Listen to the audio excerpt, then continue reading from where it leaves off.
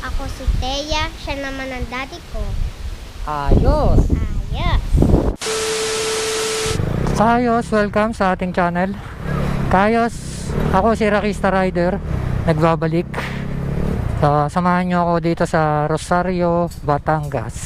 Hindi na ako nakapag-video kanina. Masama kasi yung panahon. Ulan ng ulan. Simula Calamba hanggang hanggang Lipa. Dahil sa Padre Garcia pala. Sobra sama ng panahon, ulan ng ulan. Ang hirap pati mag-drive. Ang lakas ng hangin.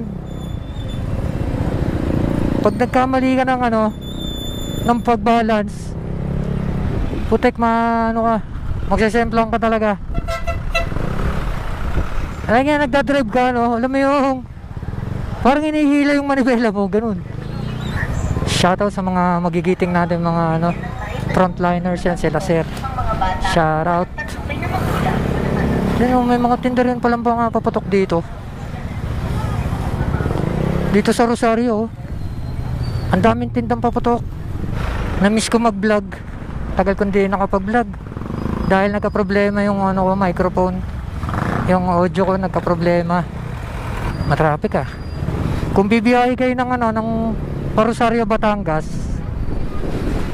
wala naman masyadong traffic. Mga minimal na traffic lang. Ang mahirap sa biyahe, ang lakas ng hangin, sobra. Ang hirap mag-drive. Nagwiwiggle yung manibela mo. Kahit hawak-hawak mo, kahit dalawang kamay pa yan, nagwiwiggle. Ang hirap mag-balance. Kaya kanina medyo lang yung takbo ko. Hanggang 60 lang yung takbo ko kanina. Wala, pag nag-80 ka,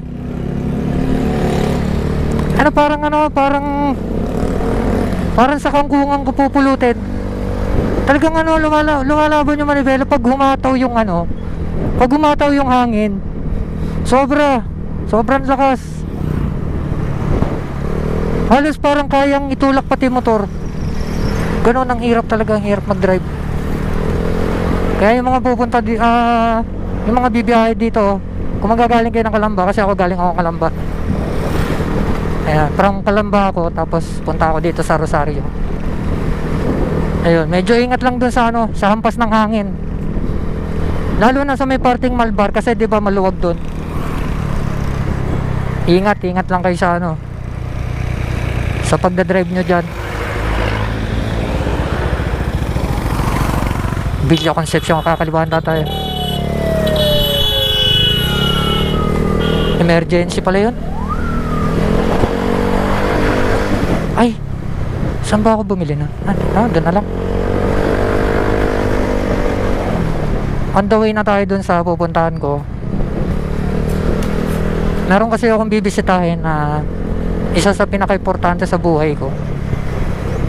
Dapat kahit na magkalayo kayo, hindi mo siya nakakalimutan. Hindi mo importante yung mga material na bagay. Pinaka-importante yung presence mo sa anak ko. Kasi na-miss ko yung anak ko.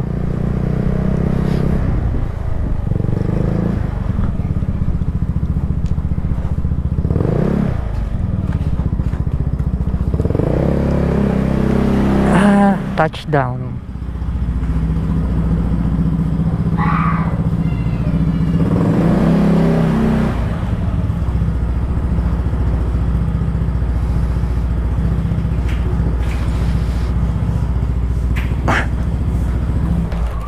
Happy birthday! Hi! Hello!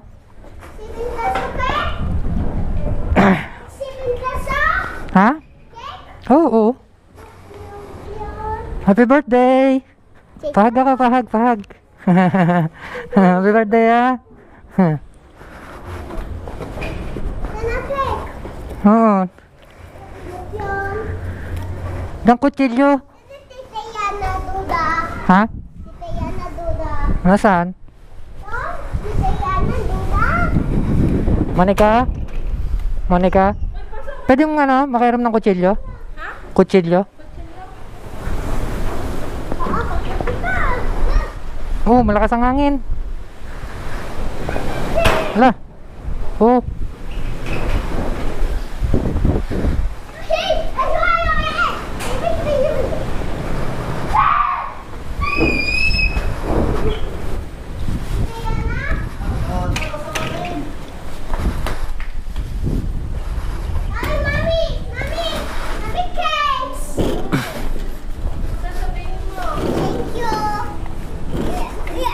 Oh, danda mo. Oh, baka mabitawan mo. Ha. Ayusin ko lang yan. Ito kay ano to? Kay Taya to. Okay, ate. Bigyan mo na lang si ano, si Kyrie tsaka yung ibang mga bata doon. So kaayos. Napakasarap dito sa Rosario, Batangas. Ang lakas sobra ng hangin. Kanina sa biyahe, hirap na hirap ako. Kasi gawa ng, yun nga, malakas yung hangin. Ang hirap mag-drive. Kaya kung mapupunta kayo dito sa Rosario, mag-iingat kayo dun sa, ano, sa pagdadrive nyo. Kasi gawa ng, yun nga, sa sobrang lakas ng hangin, yung manibela mo, halimbawa kung nakamotor ka, halos yung kamay mo, ano, gumagalaw talaga.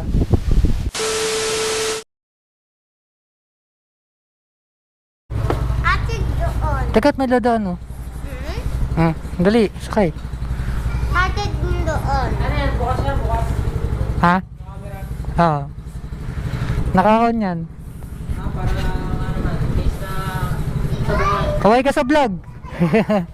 Upload ko to. Bye-bye. Alis kami. Mahuhuli ako niyan. Hoy! Ben! Dito! Hanggang doon lang ha, sa kanto.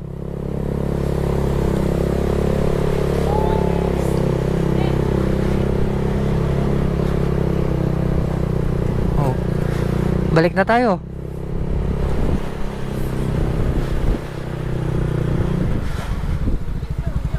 Isang ikot. Ayan, namatay. Buhay uli. Pindot. Ako nga. Yan, nalubat. Baba ka muna, baba. Babalik ulit. Nalubat eh.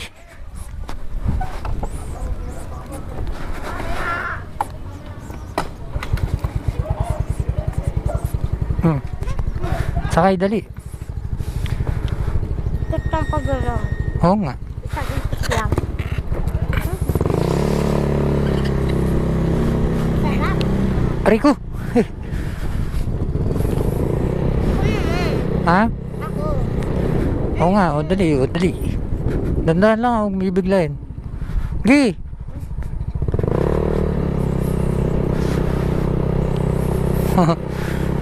Ito mga kaayas, oh. Ang anak ko, marunong na mag-drive. Sige, ano mo, i-throttle mo. Gi.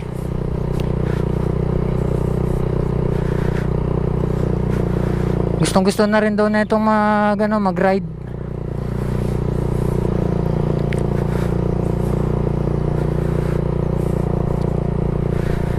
Masarap mag-drive. Ha? Marunong ka na mag-drive, oh. Oo.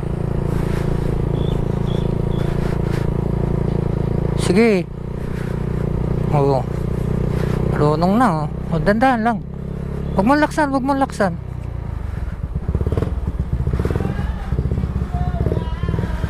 Huwag mong bombahin. Ayan, ikaw.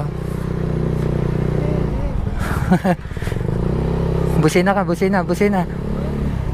Busina. Uy, dahil. Wala nga.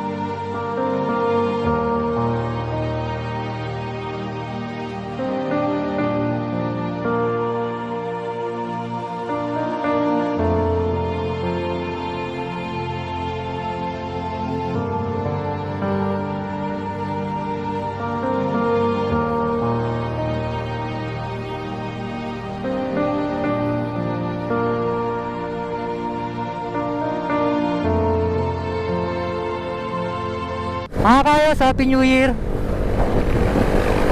So, uwi na ako ng Kalamba. Nakakalungkot man na iwan ko na ulit yung anak ko dito sa Rosario, Batangas. Kailangan kasi may mga bagay na hindi na pwede. Ganun pa man, para din sa mga tatay na kagaya ko na malayo sa anak, sana kahit ano yung sitwasyon, kung hiwalay na rin kayo kagaya ko, sana huwag niyong hiwalayan yung relasyon niyo sa anak niyo. Kaya mga kaya, sana may napulot kayo ng aral. Sana maging dedicated pa rin kayo sa anak mo kahit na hiwalay na kayo ng partner niyo sa buhay. Although ako, binata pa naman ako, hindi naman kami kasal. Ganun talaga ang buhay eh.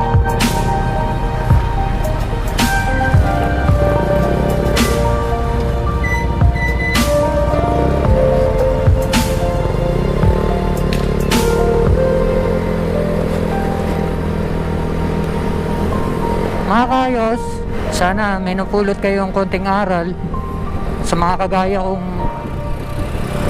hiwalay na. Sana yung relasyon nyo sa anak nyo, sana hindi maghiwalay. Sana gawin nyo pa rin yung responsibilidad nyo sa anak nyo. Kagaya ko, kahit hiwalay na ako, hindi nagkahiwalay yung relasyon namin. Bilang mag-ama sa anak ko, ginagawa ko pa rin yung responsibilidad ko sa aking anak. Ayoko mang iwan yung anak ko. May mga bagay kasi na hindi na pwede. Hindi na ako pwede magstay doon. Sa totoo lang, gusto ko nang kunin yung anak ko doon. Sa loob ng 9 years, nagkahiwalay na kami ng anak ko. Sobrang hirap, sobrang sakit. Pero ganun talaga ang buhay. Pero palagi ko na lang iniisip na lahat ng iyong pagsubok na kaya binigay sa akin ni Lord, kaya ko. Kasi hindi bibigay ni Lord yun kung hindi ko kaya. So yun na lang yung naiisip ko.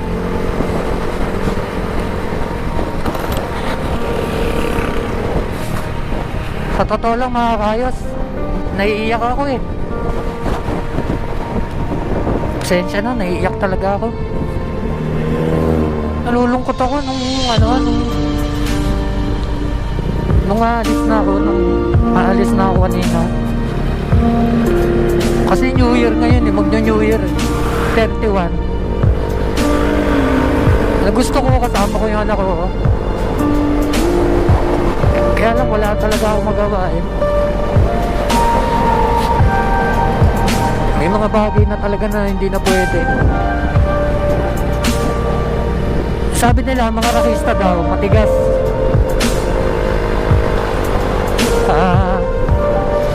Hindi tinatablan ng ng lungkot, hindi tinatablan ng na pagsubok. No, hindi ganun. Nagkakamali kayo. Kami mga rakista, nasasaktan rin kami. Kagaya nyo rin kami. Dahil tao rin kami. Kahit rakista kami, sabi nila astig daw, pero marunong din kami masaktan. Kasi mahal na mahal ko yung anak ko, kaya ako ganito. Mahal ko yung anak ko. Mga kayos, Happy New Year. Dito ko natatapusin tong vlog na to. Pasensya na ako, medyo naging emotional. Hindi ko napigilan eh. Habang nagdadrive ako, hindi ko talaga napigilan. Hindi ako maiyang i-upload to. Kasi totoo eh. Totoo kong nararamdaman. Wala akong pakialam kung may mambash man sa akin o kung may tumawa man. Wala akong pakialam. importante doon, nailabas ko yung nasa puso ko, nasa damdamin ko bilang ama.